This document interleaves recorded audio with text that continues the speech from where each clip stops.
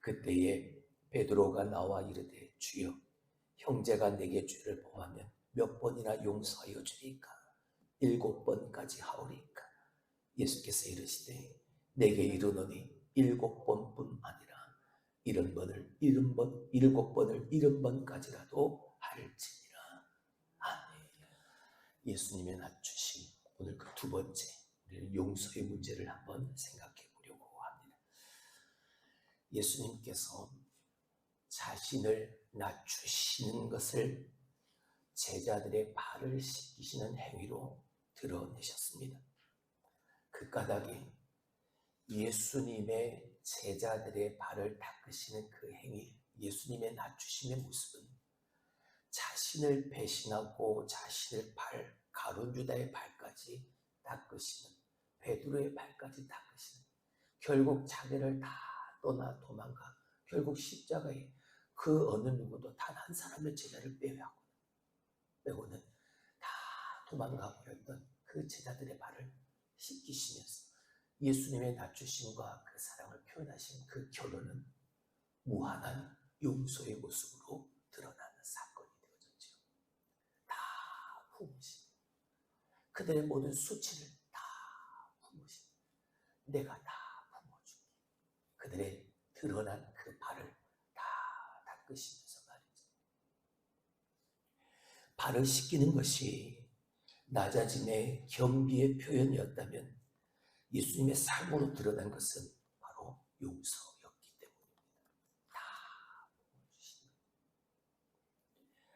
마태복음 18장 21절, 그때에 베드로가 나와 이르되 주여 형제가 내게 죄를 범하면 몇 번이나 용서하여 주리까? 7번까지 하오리까? 우리의 가장 궁금한 질문, 저 역시도 마찬가지. 하나님, 어느 때까지? 하나님, 어떻게 용서해야 합니까? 베드로도 마찬가지였겠죠. 형제가 내게 죄를 범했는데 과연 몇 번이나 언제까지 그 죄를 용서해 줘야 합니까? 베드로가 생각할 땐 7번이면 많이 한 7번까지 하오리까? 어느 정도까지 어떻게 용서해야 하는지 궁금한 우리를 대신해서 베드로는 예수님께 물었습니다. 주님이 그 질문을 듣고 예수님도 구체적으로 그 숫자를 제시하셨죠. 22절에 7번뿐 아니라 7번을 70번까지. 숫자로만 따지면 490번. 네, 이 숫자의 의미가 없습니다. 490번 불가능한 숫자죠. 그저 용서하라는 의미셨던 겁니다. 근데 우리가 여기서 한 가지 던지는 점, 그저 용서하라, 그저 다 품어주어라. 그게 그 말처럼 쉽지가 않으니까 여전히 그 궁금증에 대한 그 의문은 우리의 삶 속에, 내 마음속에, 여전히 내 생각 속에 가지고 있습니다. 어떻게 그저 품을 수 있습니까? 어떻게 다 용서할 수 있습니까? 어쩌면 이 질문을 한 베드로는 자신이 했던 용서의 행위를 인정받고 싶었는지도 모릅니다. 77번까지 하오니까 7번까지 하지 않았는데도 자신이 용서했던 지나온 내 삶의 모습을 보고 7번까지 했으면 잘한 거지요. 어떻게 보면 그 용서에 자신의 삶에 대한 인정을 받고 싶은 마음이 있었습니다. 그때 주님이 약간 과장된 이야기로 비유를 들어 말씀을 하십니다. 1만 달란트 빚진 자의 이야기였습니다. 그가 주인에게 빚을 졌는데 그 액수가 이루 말할 수 없는 엄청난 액수였던 거죠. 24절 25절의 말씀을 보고 결산할 때에 10,000달란트 빚진 자 하나를 데려오매 갚을 것이 없는지라 주인이 명하여 그 몸과 아내와 자식들과 모든 소유를 다 팔아 갚게 하라 하니, 주인이 이제 결산을 하기 위해서 이것저것 다 따져보는데 1만 달란트 빚진 자, 그 사람이 있었고 종이 있었고 총을 불러오는 거예요. 그 종이 1만 달란트를 빚졌습니다. 1만 달란트는 약 6천 데나리온. 근데 한 데나리온은 노동자의 하루 품삯이니까 노동자의 하루 품삯을 10만 원으로 쳐서 계산한다면 6천 데나리온은 약 6억 원 정도가 되어집니다. 한 달란트가. 근데 만 달란트, 1만 달란트가 되어지니까 약 6조 원이나 되어지는 거죠. 어떻게 이렇게 큰 금액의 빚을 질 수 있었는지도 궁금하지만 이 6조 정도나 되어지는 이 돈을 어떻게 이 큰 액수를 갚을 수 있을까? 그것도 우리는 궁금하죠. 6조 정도나 되어지는 어마어마한 액수의 빚을 진 이 종은 갚아야만 했습니다. 그가 진 빚에 대한 책임을 져야 했습니다. 하지만 그는 갚을 길이 없습니다. 그의 몸과 아내와 자식들과 모든 소유를 다 팔아 갚게 하라 주님 명하여.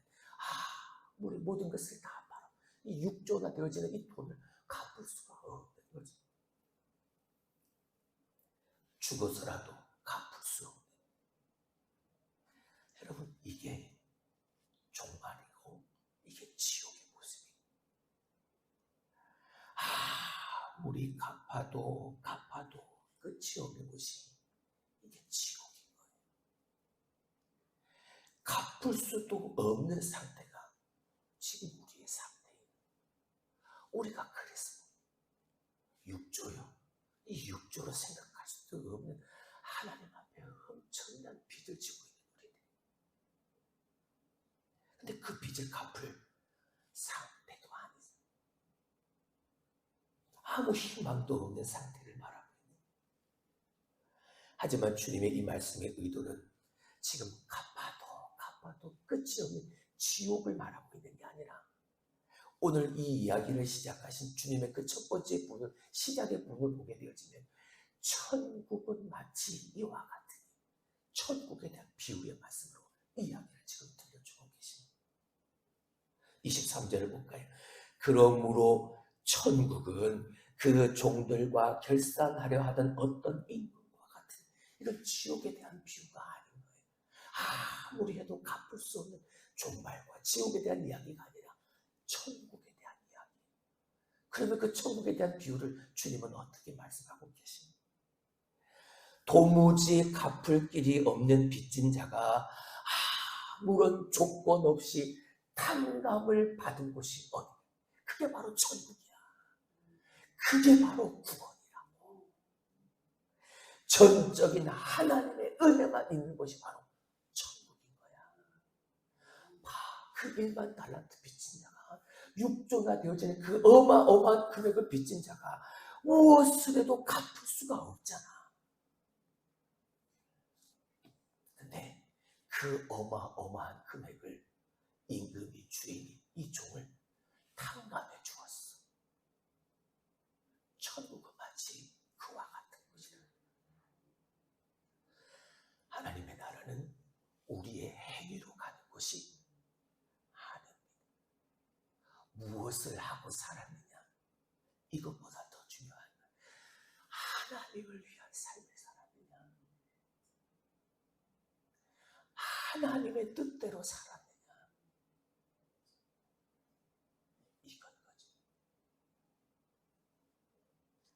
오로지 하나님의 그 길, 행, 그 은혜가 천국뿐입니다. 노아가 입었던 그 여호와께 받은 그 하나, 그 행의 그 은혜 말이죠. 27절을 봅니다. 그 종의 주인이 불쌍히 여겨 놓아 보내매 그 빚을 탕감하여 주었다. 6조나 되어지는 그 1만 달란트를 한 번에 다 탕감해 주고 그 주인의 마음속에 뭐가 있었던가요? 불쌍히 여기는 그 행이 있었던 거예요.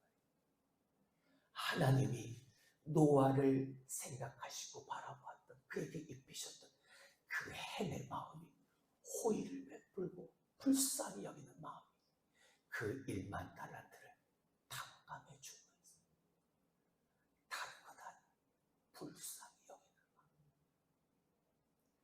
불쌍히 여김이 모든 이유였습니다. 그를 주인이 큰 휼히 여긴 것, 이게 은혜인 거죠. 전적인 하나님이에요. 우리가 그 빚진 자잖아요. 근데 우리가 뭘 했다고 우리를 살리셨어. 내가 뭐 대단한 일을 했다고 나를 천국의 백성으로 하나님의 자녀로 삼아주셨어요. 이건 그저 하나님의 행, 하나님의 큰 휼히 여기심, 하나님의 불쌍히 여기심, 이것 말고는 설명을 할 수가 없어요.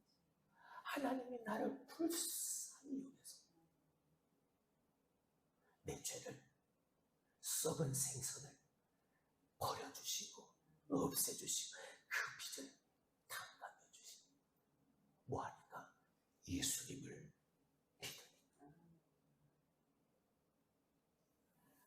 근데 이 1만 달란트를 탕감받은 종은 자신에게 100데나리온을 빚진 자를 만났을 때 그 불쌍히 여기는 마음이 아닌 이 100데나리온을 빚진 이 자에게 1만 달란트를 탕감받은 이 종은 정의를 요구했습니다.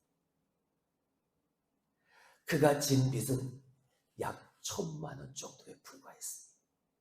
물론 1,000만 원도 절대 적은 액수는 아니죠. 하지만 자기가 빚진 6조 원에 비교해보면 그건 비교할 수 없는 액수였다. 더욱이 100데나리온 빚진 자는 조금만 기다려달라고, 왜? 내가 갚을 테니까 조금만 기다려달라고 사정했음에도 불구하고 그는 법대로 처리하여 그를 감옥에 가두어 버립니다. 29절 30절 그 동료가 엎드려 간구하여 이르되 나에게 참아주소서, 조금만 기다려주소서, 내가 갚으리이다 하되 허락하지 아니하고 이에 가서 그가 빚을 갚도록 옥에 가두거든 법대로 처리하고, 그에게는 그가 탕감받은 것 같은 그 하나님의 행의 은혜, 주님의 그 금이 여기는 마음이 그 안에 없었다. 불쌍히 여김도 긍휼히 여김도 그 순간 그 자리가 그에게 지옥이 돼.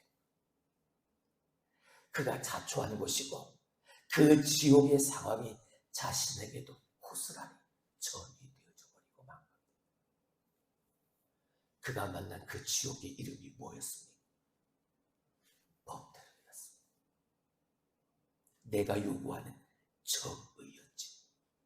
저 밑에 있는 32절로 34절의 말씀을 한번 보시면, 이에 주인이 그를 불러다가 말하되 악한 종아, 네가 길기에 내가 내 빚을 전부 탕감하여 주었거늘 내가 너를 불쌍히 여김과 같이 너도 내 동료를 불쌍히 여김이 마땅하지 아니하냐 하고 주인이 노하여 그 빚을 다 갚도록 그를 옥졸에게 넘기니라. 지옥이 되어진 거죠. 다시 그 또 아무리 도저히 갚을 수 없는, 갚아도 끝이 없는 지옥, 스스로가 자초하고. 여러분, 우리는 법대로 사는 사람이 아니라 우리는 은혜로 사는 사람들입니다. 내가 받은 하나님의 그 행의 은혜로 나를 불쌍히 여기신, 내게 호의를 베푸신 그 하나님의 은혜로 우리는 사는 사람들. 그 은혜로 사는 방법이 불쌍히 여기고 용서하는. 분명히 그가 1만 달란트를 탕감받은 것은 그가 도저히 할 수 없는 일이었습니다. 그렇잖아요. 그 1만 달란트를 어떻게 갚을 수, 내가 도저히 할 수 없는 일이죠. 반면 100데나리온 빚진 자를 탕감하거나 갚을 때까지 기다려주는 것은요, 이 사람은 능히 할 수 있는 일이었습니다. 1만 달란트를 탕감받게 하는 그 일을 도저히 나는 할 수 없지만 100데나리온 빚진 자에게 내가 불쌍히 여기고 내가 기다려줄 수 있는, 충분히 할 수 있는 일이었지. 왜요? 내가 그 1만 달란트를 탕감받은 그 은혜를 내가 받았으니까. 근데 그 종은 그것을 하지 않았습니다. 그는 불쌍히 여기지 않았고 그는 용서하지 않았습니다. 용서할 수 없는 것을 용서받은 자가 할 수 있는 것을 하지 않는 것. 보이십니까? 오늘의 이 상황 속에서 여러분의 영적인 눈이 보이십니까? 세상이 이렇게 시끄럽고 힘들어진 이유는 그렇게 우리가 하나님께로부터 받은 그 은혜를 망각하고 살기 때문이라. 그 은혜를 기억한다면 우리의 마음속에 그 은혜가 하나님의 불쌍히 여김이 이유가 되어졌다는 것을 우리는 분명히 알아야 합니다. 그리고 그 불쌍히 여김이 내 안에 있어야 돼. 70번, 7번을 70번까지 하여라. 의미는 여기에 있는 겁니다. 불쌍히 여기는 마음 말이죠. 기도합니다. 하나님, 내게도 그 불쌍히 여기는 마음이 끊이지 않게 하여 주옵소서. 그래야 7번을 70번까지라도 용서할 수 있습니다. 그게 진정한 용서라고 하십니다. 불쌍히 여기는 마음. 우리의 용서는 우리가 아무런 대가 없이 용서받았기 때문임을 기억하십시오. 그러므로 먼저 나를 용서하신 그 은혜 속에서 불쌍히 여기는 마음을 달라고 기도하십시오. 어느 순간 하나님이 표현할 용기를 주실 것입니다. 우리가 용서하는 것은 하나님 우리를 먼저 용서하셨다는 사실을 잊지 마십시오. 기도합니다.